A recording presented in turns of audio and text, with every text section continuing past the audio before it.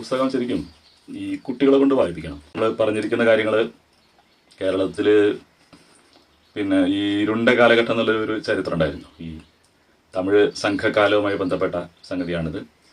പക്ഷെ അതിനെ നമ്മുടെ ഇളംകുളം കുഞ്ഞമ്പിള്ള അടക്കമുള്ള ചരിത്രകാരന്മാർ പറയുന്നത് AD 8-ാം നൂറ്റാണ്ട് 8, 9 ഇങ്ങനെയുള്ള കാലഘട്ടങ്ങളൊക്കെ ഇരുണ്ട കാലഘട്ടം എന്നുള്ളതാണ്, dark age.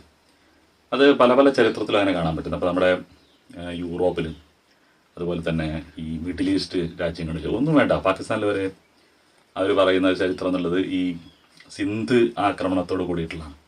Muhammad bin Qasem സിന്ധിനെ ആക്രമിച്ചതോടുകൂടി അവിടെ ഒരു പുതിയ മതം ഉണ്ടാവുകയും അങ്ങനെ അതോടു കൂടിയുള്ള ചരിത്രമാണ് അവർ പറയുന്നത്. AD 500 സംതിങ്ങിലുള്ള ചരിത്രം. അപ്പം നമുക്ക് ഇവിടെ ഈ ബ്രാഹ്മണരുടെ ആഗമനത്തോടു കൂടിയുള്ള ചരിത്രം മാത്രമേ കേരളത്തിലുള്ളൂ, AD 800 മുതലുള്ള ചരിത്രം. അപ്പോൾ അത് തന്നെ AD 9, 10, 11 എന്ത് സംഭവിച്ചു എന്ന് നമുക്കറിയില്ല. കാരണം ഈ ചെപ്പേടുകളൊക്കെ കിട്ടുന്നുണ്ട്, അതൊക്കെ സംഗതിയൊക്കെ കിട്ടുന്നുണ്ടെങ്കിലും അതിനെപ്പറ്റി ആരും പറയുന്നില്ല. കാരണം അതൊക്കെ ഇവിടുത്തെ തദ്ദേശീയരുടെ ചരിത്രമാണ്. ഇപ്പം ഞാനിതിൽ പറയുന്നത് തദ്ദേശീയരായിട്ടുള്ള മനുഷ്യരെ പറ്റിയാണ്. തദ്ദേശീയരായ മനുഷ്യരുണ്ടാക്കിയ പാഠങ്ങൾ, അതുപോലെ അവരുണ്ടാക്കിയ കുറേ വ്യവസ്ഥകൾ, അതുപോലെ അവരുടെ അറിവുത്തനിമ എന്നൊക്കെയാണ് ഞാൻ ഇത് ഉപയോഗിച്ചിരിക്കുന്നത്.